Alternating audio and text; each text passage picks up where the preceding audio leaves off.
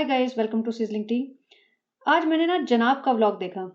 जबकि मैं बहुत रेयरली देखती हूँ दीपिका और जनाब के, उनके पास कोई कंटेंट ऐसा होता नहीं है देखने लायक या कुछ ऐसा बुरा बोलने लायक। और मैंने देखा उसमें जो कमेंट सेक्शन था, I was so amazed to know कि पूरा कमेंट सेक्शन रिजा और रेहान के लिए भरा पड़ा था। अगर आप सबा के ब्लॉग पे जाके कमेंट्स देखेंगे ना, तो सबा डिलीट कर देती है।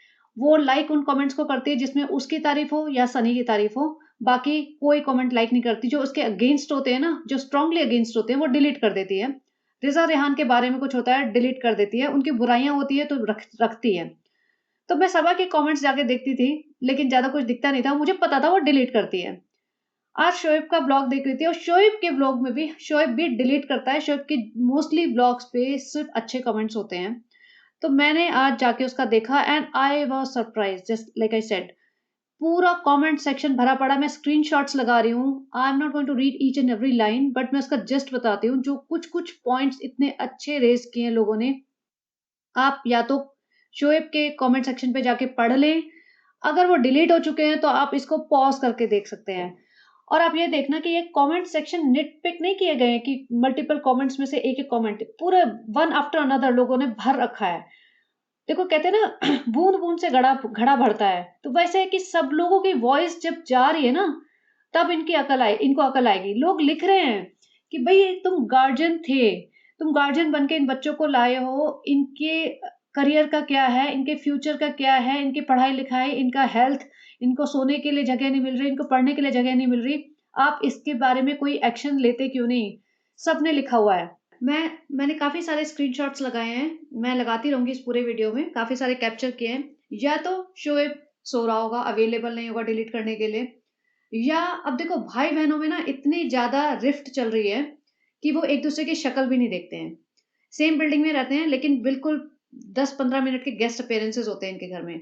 तो इतनी जो रिफ्ट है ना, जो दरार है, वो इतनी ज़्यादा विज़िबल है कि किसी को भी नज़र आ जाए। और शेडिंग पे उतर आए हैं एक-दूसरे को, मतलब नीचा दिखाना, एक-दूसरे को जलील करना। और ये सारा ना सब ब्लॉगर्स के साथ हो रहा है। जो फैमिली ब्लॉगिंग करते हैं मोस्टली, जब ज़्यादा पैसा आ जाता है ना, तो ये सब दरारें आनी शुरू हो जाती हैं। तो हो सकता है इस बार शोएब ने सोचा होगा कि अब मैं नहीं डिलीट करूँगा, पड़े रहने दो। और हो सकता है अब सभा रोना-धोना मचाएगी, क्योंकि अपने ब्लॉग पे उसका पूरा कंट्रोल है, वो डिलीट कर सकती है कि पब्लिक को तो कुछ पता ही नहीं चलेगा। लेकिन शोएब के ब्लॉग पे तो उसका कंट्रोल नहीं है ना, शोएब के ब्लॉग पे तो वो एडमिन नहीं है, तो शोएब भी डिलीट कर सकता है।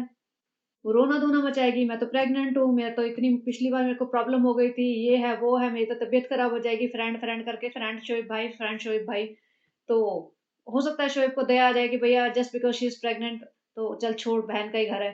तो हो सकता है वो डिलीट कर दें।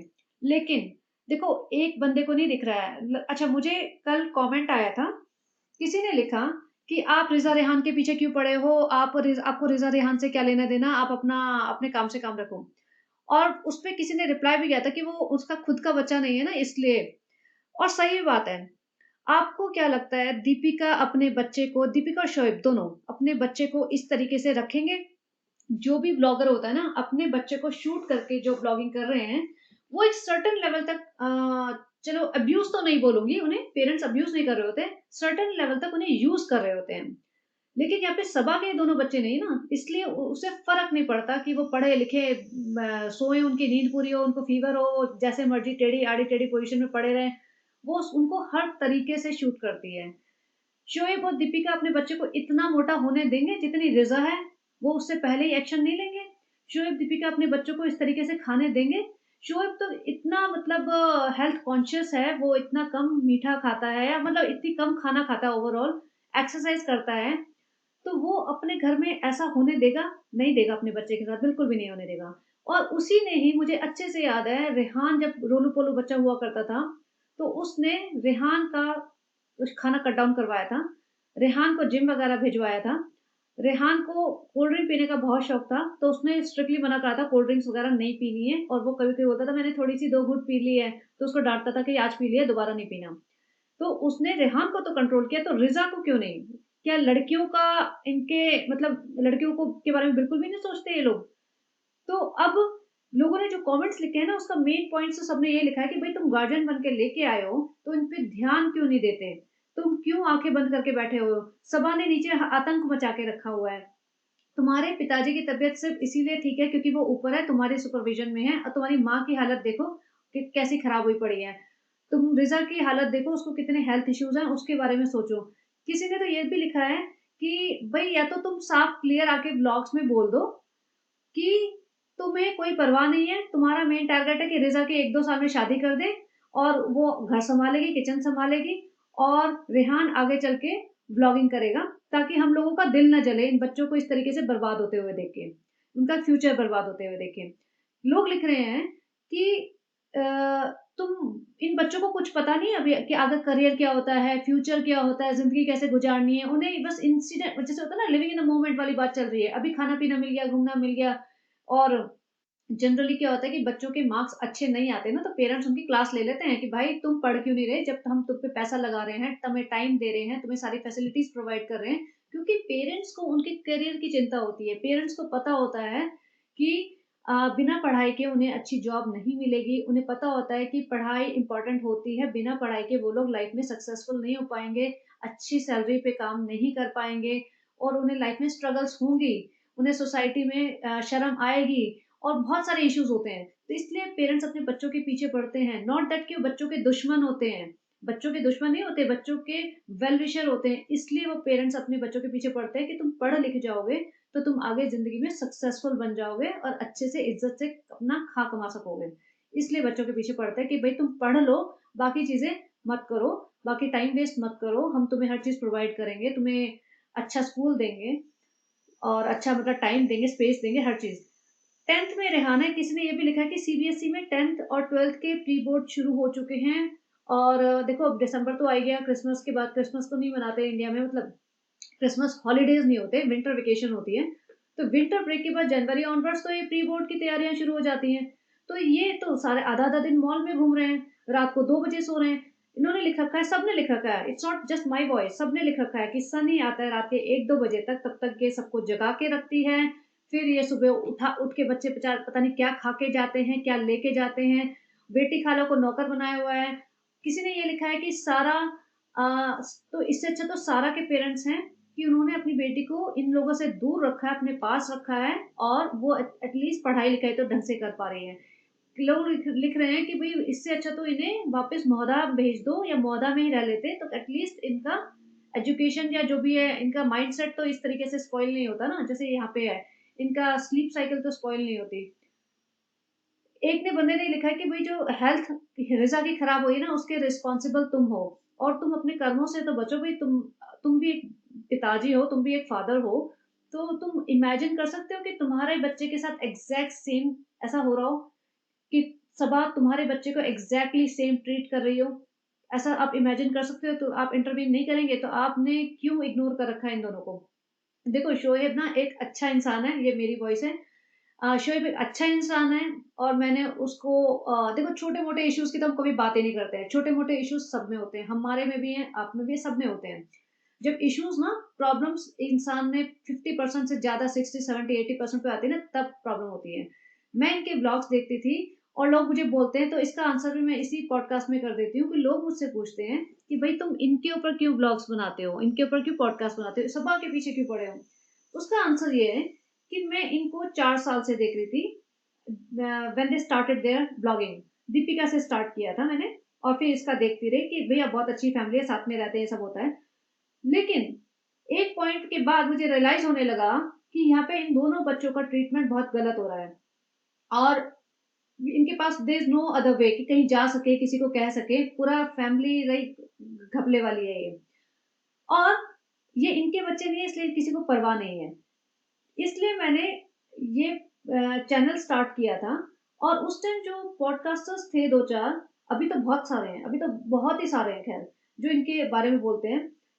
वो लोग जो पहले 2-4 थे, वो सब इनका मज़ाक-वज़ाक बनाते थे, रियल इश्यूज़ पे कोई बात नहीं करता था। तो मैंने इसीलिए चैनल स्टार्ट किया था कि मुझे ये चैनल ना पैसा कमाने के लिए नहीं चाहिए, I just wanted to raise my voice और मुझे पता था मुझे तो इमेजिन भी नहीं किया था कि मेरे को 8, 10, 12 हज़ार लोग सुनते हैं कि मुझे इतने लोग सुनेंगे भी। मुझे लगा था हो सकता है 1000, 2000 मुश्किल से पहुँचे मेरी आवाज़ उन लोगों तक। एटलीस्ट वो शायद आगे स्प्रेड करेंगे, वो शायद कमेंट्स वमेंट्स करेंगे, लोगों तक और लोगों तक पहुंचेगी। I am very glad that इतने लोग मुझे सुनते हैं, I am thankful to everybody. लेकिन और आज जो इन्होंने किया ना शोएब के ब्लॉग पे जाके, मुझे बहुत खुशी हुई है। मुझे बहुत खुशी हुई है कि ये बात, आई सीरियसली होप कि कोई मीडिया हाउस वाला इस टॉपिक को उठाए, रन करे चैनल। ये सारे महिला मुक्ति और ये चाइल्ड प्रोटेक्शन वाले जितने भी लोग होते हैं, जितने भी एनजीओ वगैरह होते हैं या गवर्नमेंट की एजेंसीज होती हैं, बिल्कुल जाए मोर्चा करे। कोई रहम नहीं होना चाहिए कि सबा प्रेग्नेंट है, ये प्रेगनेंसी की वजह से कोई एक्सक्यूज नहीं देना चाहिए। इनका यूट्यूब चैनल बैन करो, बंद करो या नहीं करो, या सबा को साफ बोलो कि भैया तुम डेल्टा के मकान में जाओ, तुम इन दोनों बच्चों को और बिल्कुल छोड़ दो, और ये तुम्हारे ब्लॉग्स का पार्ट नहीं बनेंगे बस।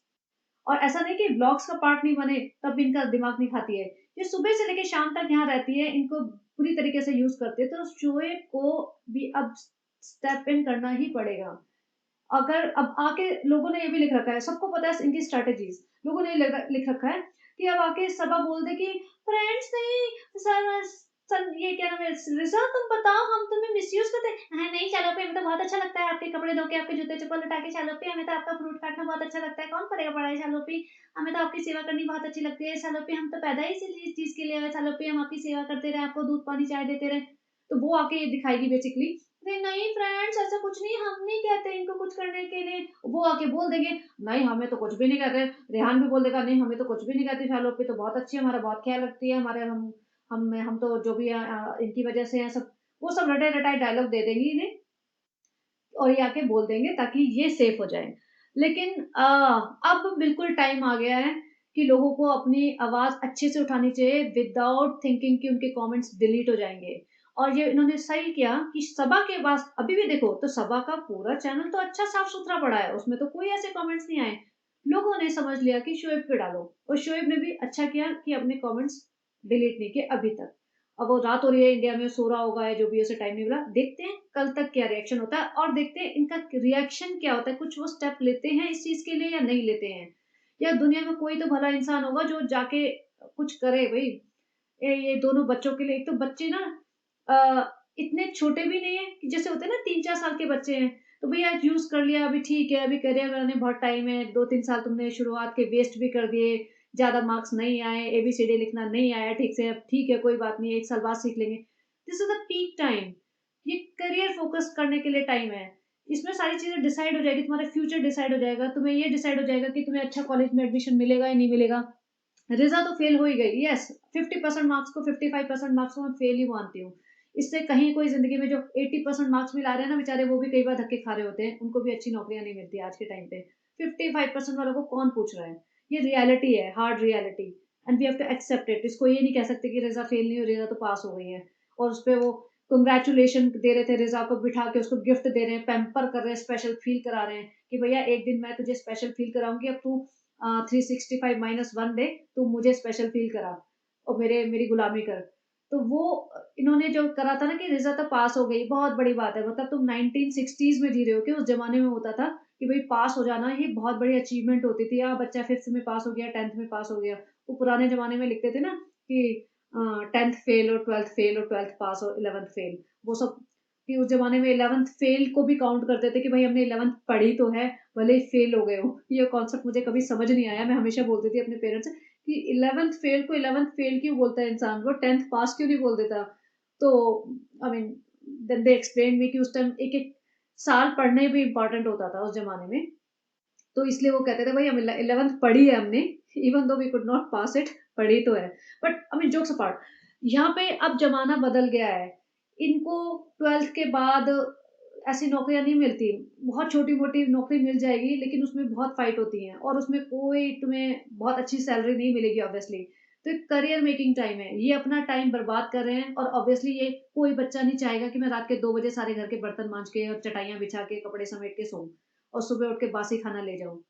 और यहाँ पे आज जो इनका ब्लॉग देखा मैंने शोएब का, उसमें माताजी आई थी, माताजी हलवा लेके आई थी, खुद ही बोल रही है। शोएब ने पूछ ही लिया, अब एक्चुअली वही हो ना, हल्का हल्का शेडिंग चलती है शोएब की तरफ से, तो बहुत लाइट होती है, सफाई लगी हुई है तीर मारने में। शोएब ने पूछ लिया अच्छा ये हलवा कैसे बनाया है? बोलती हाँ सालू को खाना था रात को। अब सालू को रात को खाना होगा 2 बजे बैठ के कि सन्नी तो आया नहीं, मैं वेट कर रही हूँ, भूख लग गई है, मुझे खाना है हलवा। ऐसे ऑर्डर देती है जैसे पता नहीं आज 15-20 नौकर-चाकर बैठे हुए इसने लगा के रखे हो सबको। बड़े-बड़े पैकेजेस देती है नौकर-चाकर को, अच्छी सैलरी देती है कि भैया मेरी सेवा करो, जब मैं बोलूँ, जो मैं बोलूँ वो बना के खिलाओ मुझे। तो इसने ऑर्डर किया होगा तो अम्मी बोलती है रात को बेसबा को सालू को खाना था, हमने बना दिया।